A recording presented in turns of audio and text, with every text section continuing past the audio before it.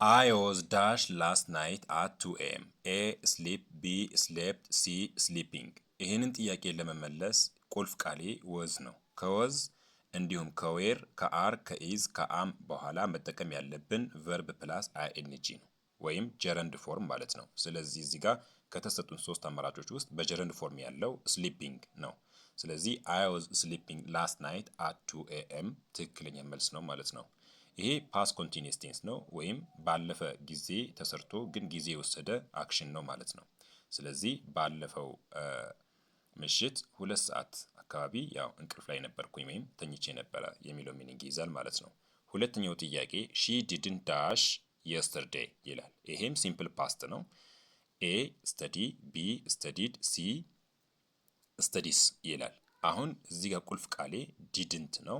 ከዶንት ከደዝ ኖት እና ከዲድንት ቀጥሎ መጠቀም ያለብን ሁሌም ቨርብ ዋን ነው ወይም ቤዝ ፎርም ኦፍ ዘ ቨርብ ነው መጠቀም ያለብን ምንም አይነት ጭማሪ ሳይደረግ ቨርቡ ላይ ማለት ነው።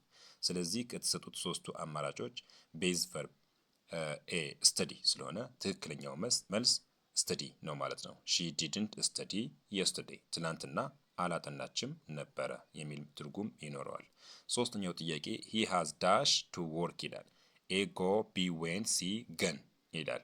አሁን እዚህ ጋር ጥያቄውን ለመስራት የሚያገለግለኝ ቁልፍ ቃል ሃዝ ነው። ለምን ሃዝ ከሃቭ ከሃድ በኋላ ኦልዌይስ ፓስት ፓርቲሲፕል ወይም ቨርብ ስሪ መጠቀም አለብኝ።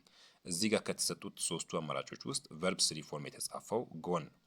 ኤ ጎ ቨርብ ዋን ነው። ዌንት ቨርብ ስሪ ሲሆን ጋን ደግሞ ቨርብ ስሪ ነው ማለት ነው። ዌንት ቨርብ ቱ ነው። ስለዚህ ትክክለኛው መልስ ገን ይሆናል ማለት ነው። የአራተኛው ጥያቄ ሂ ሃዝ ዳሽ ሱሺ ትዋይስ ይላል። ሱሺ የሚለው የምግብ አይነት ነው። ምርጫ ላይ ኤ ኢት፣ ቢ ኢትን፣ ሲ ኢቲንግ ነው። እዚህ ጋር የተሰጣችው ቁልፍ ቃል ሃዝ ነው። ከሃዝ በኋላ ምን መጠቀም እንዳለብን ያው ተብራርተዋል። ፕሬዘንት ፐርፌክት ነው።